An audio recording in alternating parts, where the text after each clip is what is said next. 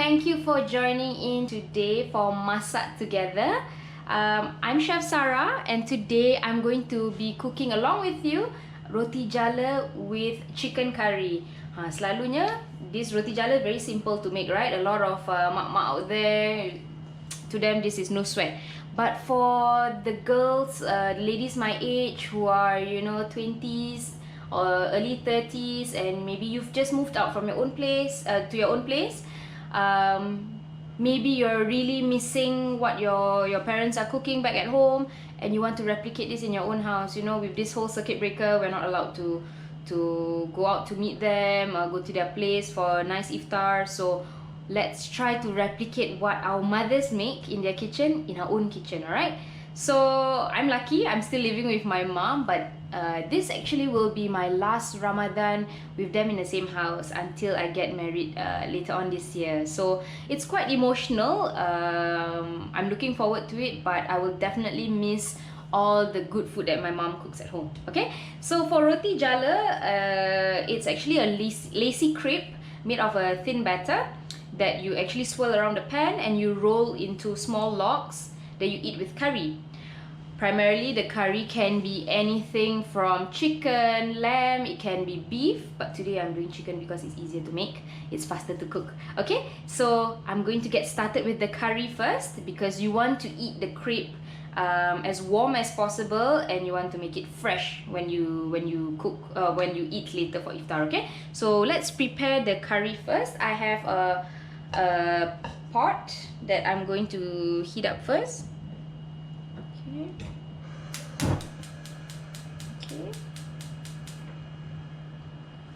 and just a little bit of oil. Okay, so the first thing we're gonna put in is sliced onions. Now, I don't know about you, but when I slice onions, I become a teary mess. So this is one thing that I do not volunteer to do in the kitchen. As a chef in a commercial kitchen, normally when I'm tasked to cut onions back in my trainee days, or I know that I'm designated to do that, I will actually go to work in goggles. Okay, I will bring goggles to work just so that I can cut 10 kilos of onions without making myself look like a mess by the end of it. Alright, so I'm going to put the onions in first to fry. Okay,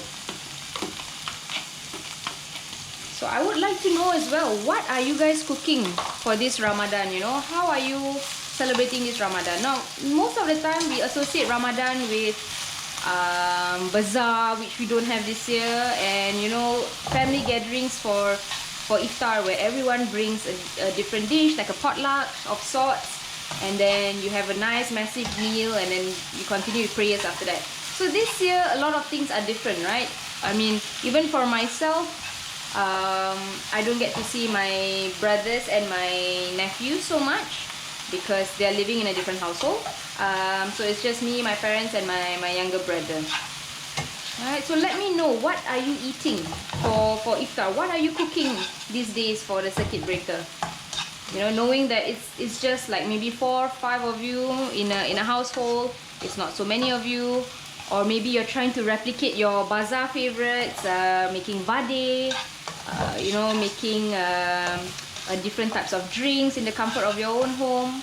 Let me know what you're cooking at home. Okay, now I have the spices. I have cinnamon, star anise, and also cardamom and cloves. Okay, so I'm gonna put these spices in just to get the smell. Okay, just to get the aroma out. Alright.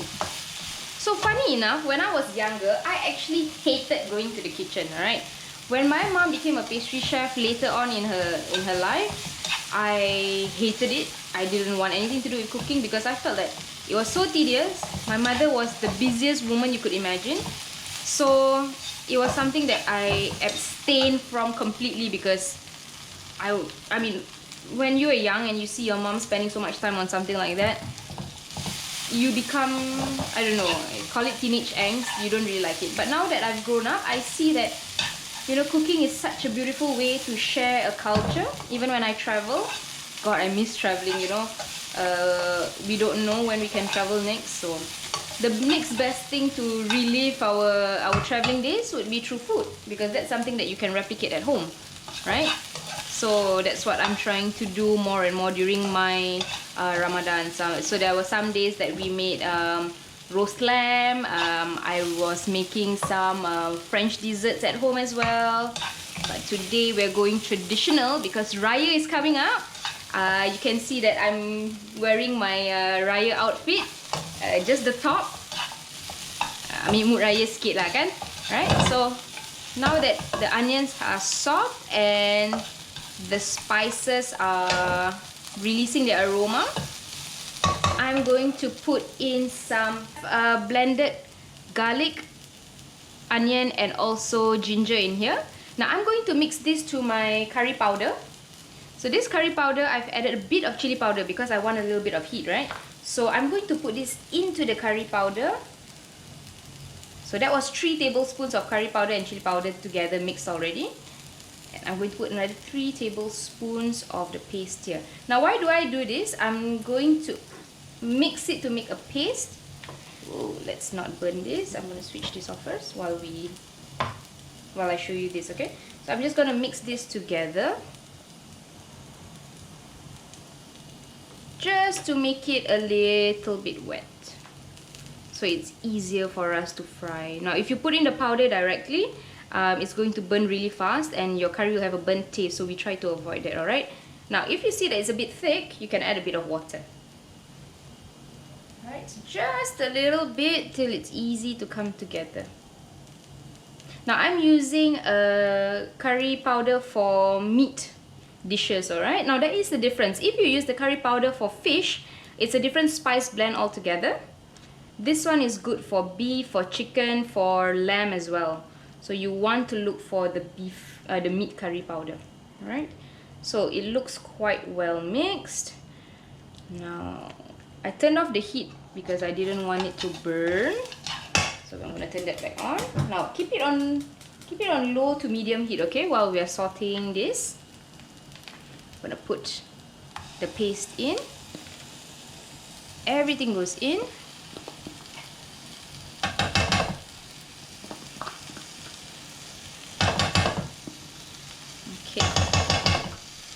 Alright, now we're going to give it a good mix.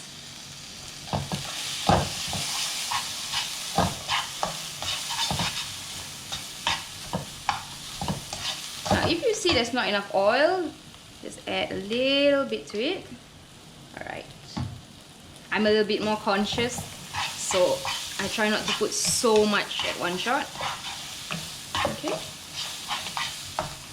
Now you want to cook the curry paste till it's properly cooked. So we have a term called pecah minyak, or literally translates to the breaking of the oil. Okay, so you will see the oil come to the surface a little bit, and you will see that what you intend to do from doing that is that you want to cook the curry paste as much as possible before you add your other ingredients.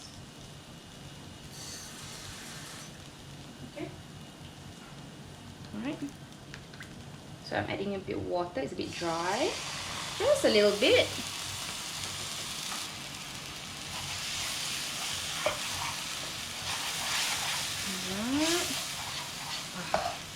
Only you could smell, you know, the aroma. It's amazing.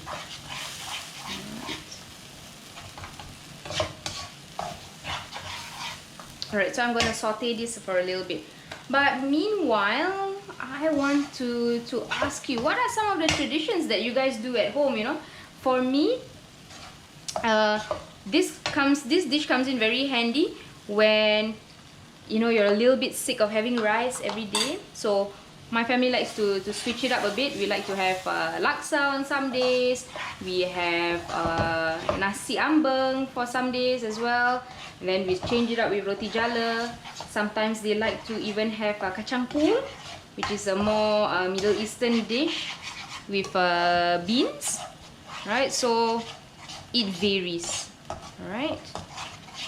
Okay, so I want to just saute this a little bit more. on the heat a bit, it's a bit hot. Right? Bulk of the water goes in at this time. Okay.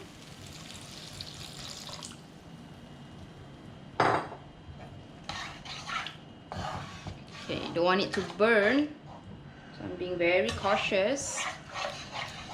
Okay. Now my mom always jokes with me that, you know, the curry and roti jala, if you cannot masak this, so you cannot cook this at home on your own, you're not ready to kahwin. So it's a joke that we have in the family. So if you want, don't even dream about getting married if you can't even prepare simple dishes to feed yourself, not even just your husband, yourself at home, right? So we're just gonna bring this to a boil a little bit before I add in the chicken and the santan. Okay, all right.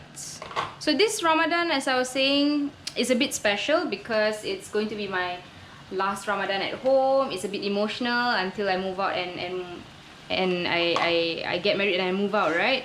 So I think my mom is enjoying this time with me a bit more. Because of the circuit breaker also, we're not allowed to bake. So we actually have a retirement home in JB where we do most of our baking, right? Unfortunately, because of all the lockdowns that's happening, we haven't been allowed to go across the border. So we had everything planned already, you know, our kueh lapis ingredients. We had even my cookies ingredients, the bottles, the packaging, everything was ready. But unfortunately, because of everything that's going on, we had to put everything on hold, right? So, well, I mean, we're a bit sad that it's not happening, but you know, I always try to see the good in everything. Thankfully, this year is the first Ramadan in many years that my mom and I have had time to actually just sit down, enjoy Ramadan, do our Tarawih prayers together. It's something super different than the years before this.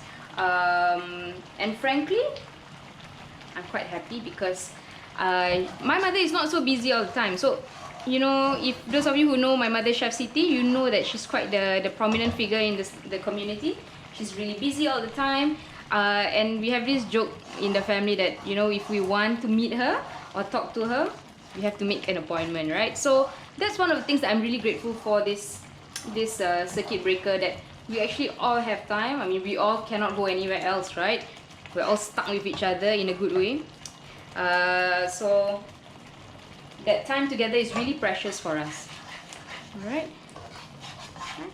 So what about you guys? How has it been different for you? You know, maybe all of you live in the same household as your married siblings, and maybe not much has changed in terms of living together or living apart. You know, what has changed for you this circuit breaker?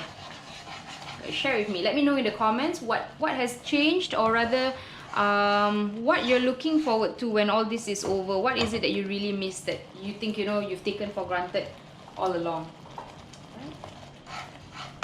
Okay, I'm going to put the chicken next. I have wing and thigh, but you can use anything that you like. I'm using the smaller drumettes because it's faster to cook. I'm really impatient, okay, when it comes to cooking, so I want it fast. Normally at home, I don't make things that require a lot of prep time, like, you know, like laborious stews, nasi biryani. I usually do very simple stir fries, right? But I think that's the misconception, that chefs eat very fancy. But you know, when we're at home, all you want is just comfort food. And I love trying foods from all different cultures. I love Thai food, I love Indonesian, I love Indian, Chinese style fried rice. So everything, any type of food is good, right? I love food. I mean, it speaks for itself as a chef. Makan is always the best thing. Now, chicken is in. I'm going to put a bit more water to let it simmer for a while before I add the coconut. Now, why do we put the santan last? Santan will go in last because if you put it in too early, the fat in the santan will actually split, and then you will get a very lumpy curry, which is not what you want. Alright? Air, water a bit. Okay. Just gonna make sure it's fully submerged.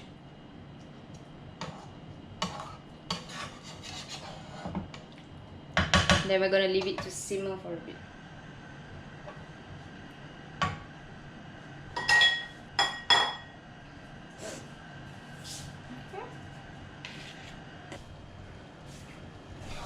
Right, so the chicken, the water is in. Now before I close, I'm going to add in the potatoes to cook together with the chicken, okay? So potatoes go in. Now the potatoes also play a part in thickening the curry. Now, I think this is a bit too big. I'm going to... So it goes in.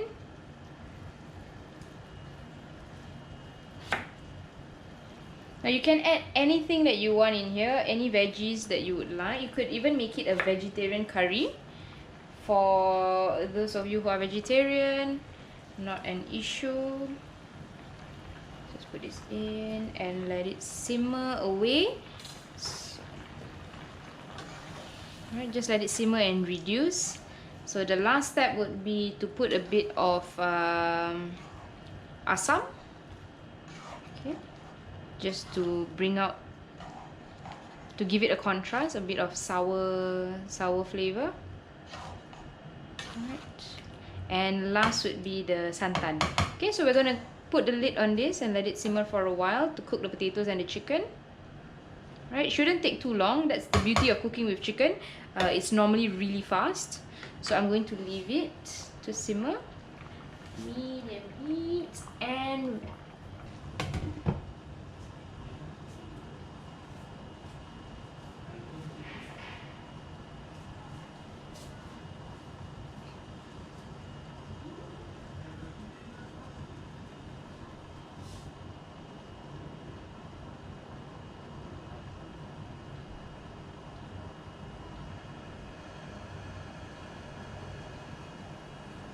okay, so now that it's almost done simmering, right? So it's been reducing for a bit now. I'm going to add a bit of the santan, as well as the asam first, just a little bit. Okay. And then I go with the santan. So coconut milk goes in.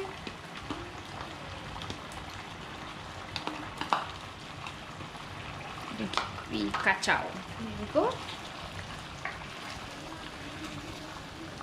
Alright, so it's really coming together. Smells amazing.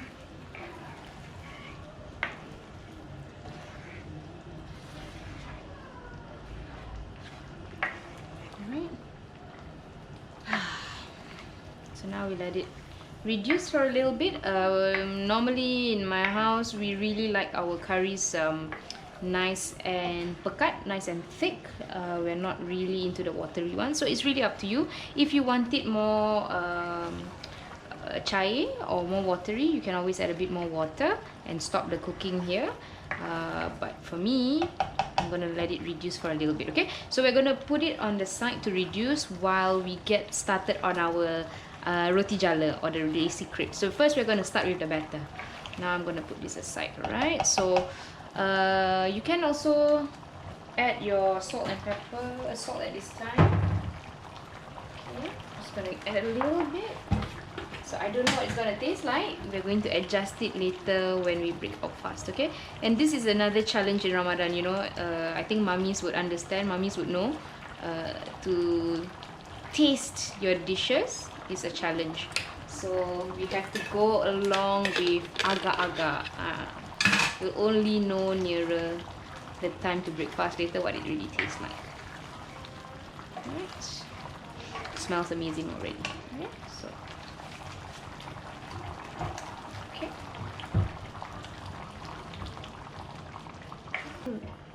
Then we will move on to doing the roti jala, which is the lacy crepes. Okay, so I'm going to put this aside and focus on making the roti kirai. Okay, alright, so this goes on here. Let's just switch it so we have some space to we'll work on the next one. Okay, so while that is happening, let's prepare for the roti kirai. Okay, so the ingredients for the curry, I'm going to leave it here. Let's put that aside.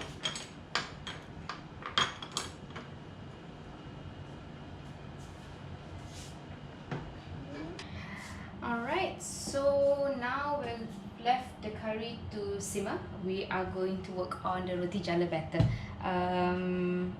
We're going to have a mixing bowl and mix all the ingredients in together, and then we're going to cook the roti jala. Alright, so let's start. Okay. And I'm just going to break it up a bit. And in goes the flour.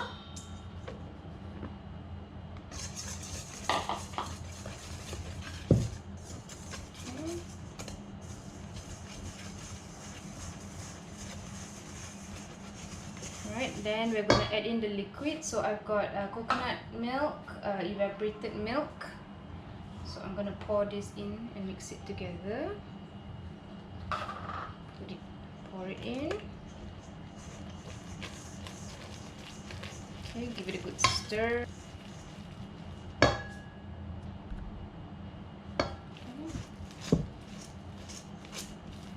You'll see that it's a bit thick, not to worry, we're going to add water to this. Okay. Then we have some pandan juice. Now how do you make pandan juice? Pandan juice are just pandan leaves with water. There's no measurement, it's just an estimate. You blend it and then you strain it, and we're going to use this. Now this makes it super aromatic. Alright, it's not going to give you an eggy taste. For now, you will see that it's a little bit green. There are a bit of lumps. It's okay. We're going to strain this mixture to make sure we have a very smooth batter later on, okay? So a bit more juice.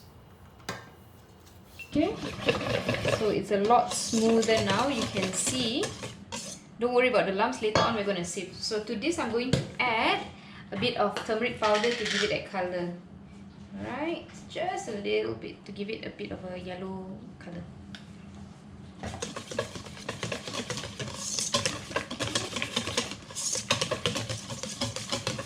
And you can carry on adding until you're satisfied with the color. So to that, a little bit of salt just to flavor it a bit so that it's not bland when you eat it with the curry. Okay. Now I'm going to strain this before I transfer it into my bottle. Now you can get this at any shop. It's quite cute. It comes with the 3 tips that you just squeeze out. Now I prefer this to the metal one because the metal one, it leaks and then it's a bit more difficult to control. My mother will blame it on my lack of skill, but I think this is a lot easier for those of us who are trying to make roti jala for the first time, because when you squeeze it, then it comes out, so it's a lot easier. Okay, so once you strain that, you can put it inside the bottle and we are ready to kirai. Okay, so we have our kirai batter here and I'm going to pour it into the bottle. I'm going to use the funnel to do this. Just pour it in.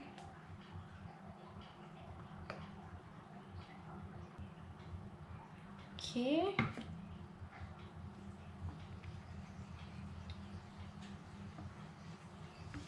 Put the funnel aside.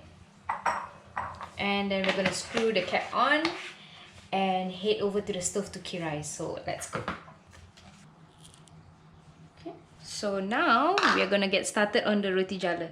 So normally for roti jala, we don't use oil. We're going to use something called ghee.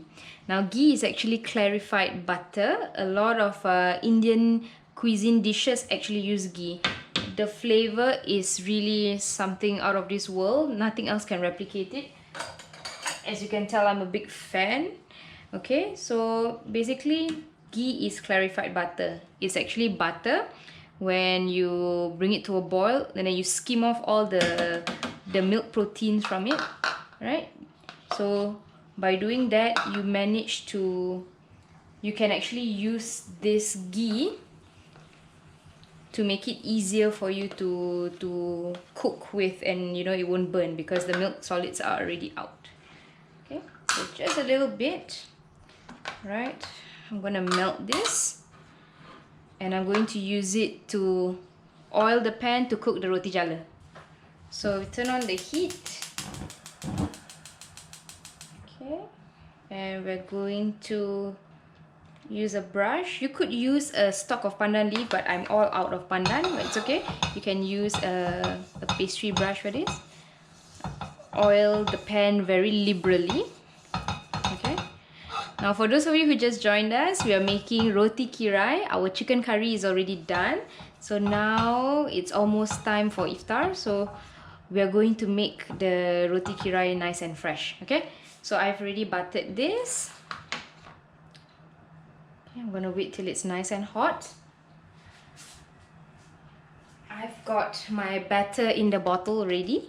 Okay, so not to worry, the first one is always the trial one. It's when you see whether the pan is hot enough and it's ready to go. Okay, so as soon as I'm done, I'm going to flip it and put it at the side here.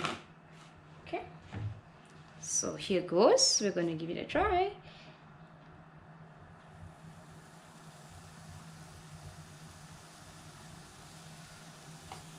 Okay,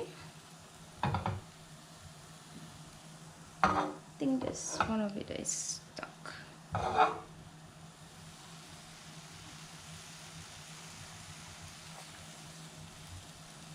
Now if you find that the batter is a bit too thick, just add a little bit of water in here and give it a shake. Okay, so this first one is often a trial. So you will see from here whether the texture works or not, right? So you're gonna test out the first one. It's like making pancakes, right? You know, the first one never really works. Okay, bring down the heat a little bit. I've added water to this. I'm gonna shake.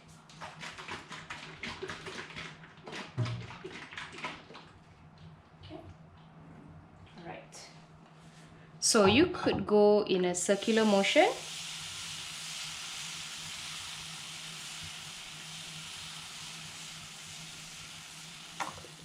Right. This is one way.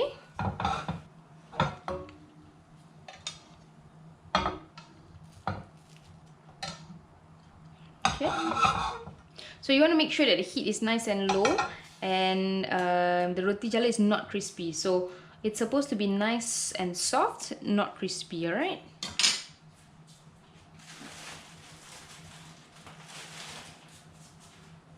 Okay, so I'm gonna bring this out just to cook a little bit on the other side, and out of the pan it goes. Okay, so then you repeat. Now in general, each person has about 3 to 4 pieces. Now this is when I remember when I was young, this is what my mother would want to look out for and see whether we kirai it properly or not, you know. And until today, she still spies whenever I make this dish at home. She would want to see whether I'm doing a good job at it or not. Okay.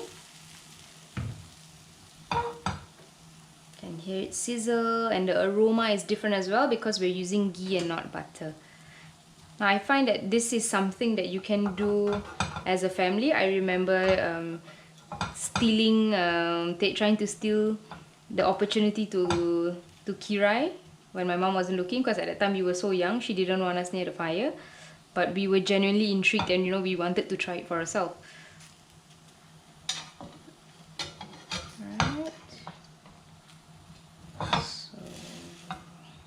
Gonna try to flip it. Alright, just a short while on the other side, and we're gonna put it onto the plate. Now later on we're going to roll this up. Okay. So it's supposed to be really nice and thin. Now, that's for the circular motion. Of course, you could go a different way. Okay, you could do a checkered pattern.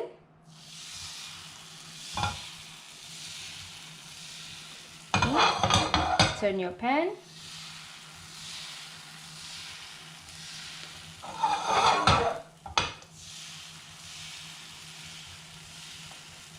Alright, this works as well. And it's quite pretty. It looks like a netting. Okay, so we're going to continue doing this until we have a nice pile of kirai to serve. Okay, so these ones, what we're going to do is we're going to lay it down. Okay. Okay, we're going to roll it. Okay, so there's two ways. The first way you can do is to roll in the sides, like you know how you roll a popiah, and yeah, so that's one way, right? Then you get something like that. The other way is for you to fold it into a quarter and 1/8, so you get a folded piece like that. All right. So I like to roll it up, so we're gonna do that. See, the checkered one is really a lot nicer and neater. Okay. And out of the pan. And we go on to the next one. Remember to always oil your pan first before you put in the batter. Okay. And checkered.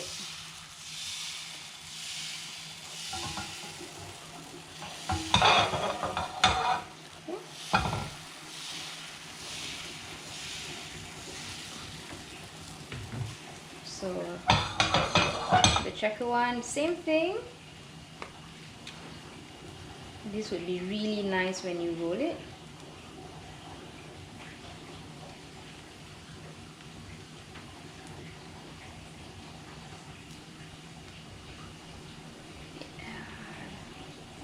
You can see it's beautiful when you roll it up. Right, definitely a lot neater than the other two. Right. I'm gonna put this on another plate.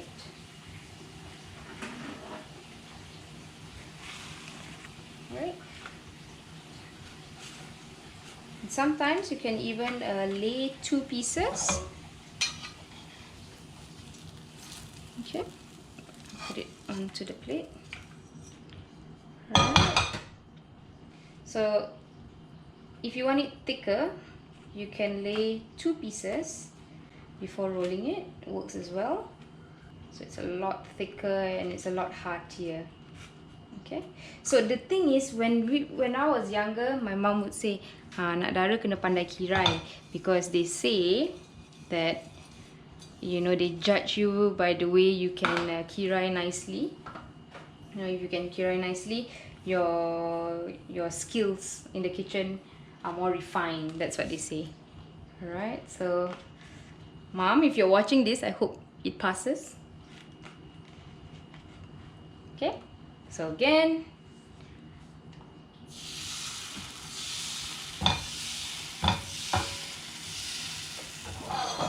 and checker.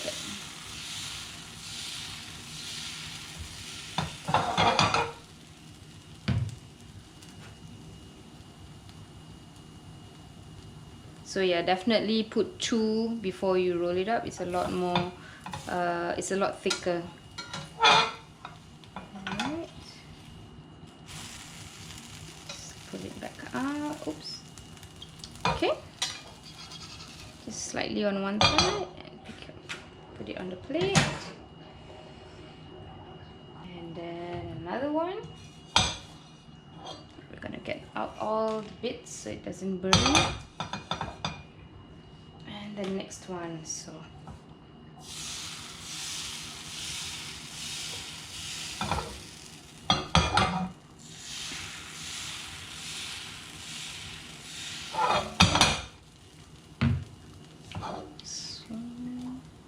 Now again, like I was saying, this is something that people have in Ramadan as well as Raya, you know. Normally when you're fasting, it's ironic, but actually a lot of people will ask me, people of other faiths will ask me, you know, are you super hungry by the time you break fast? And the answer is that it's actually no. I don't really feel starving or hungry when I'm fasting, and I eat a lot less for my breakfast meal. You know, you would think that you've been fasting the whole day and you're going to be super hungry, but I assure you, as with many of my other Muslim friends, it's not like that at all. So sometimes we opt for something else to eat besides rice, because we don't want to feel so full at the end of the breakfast meal. Okay, so again, 2 pieces, fold the sides, and you make a roll like that. Okay, beautiful. Okay, so I'm going to continue to kirai all the way till buka. I hope you've enjoyed cooking with me. Today we made roti jala with chicken curry. Do try out this recipe at home with your family. It's about a week more to Raya, till the end of Ramadan. So spend this time wisely. It's not the Ramadan that we were anticipating, but for sure there has been some positives out of it, you know, having more time with the family, being able to rest more and focus on our ibadah, on our prayers. So hopefully you fill up the time with cooking with your family also. So masak together with your family, okay? Thank you for joining me, and don't forget, tomorrow I'll be live again at the same time, but I'll be teaching you a dessert next. Okay, so do stay tuned tomorrow to catch my other recipe. All right, thank you. Bye bye guys.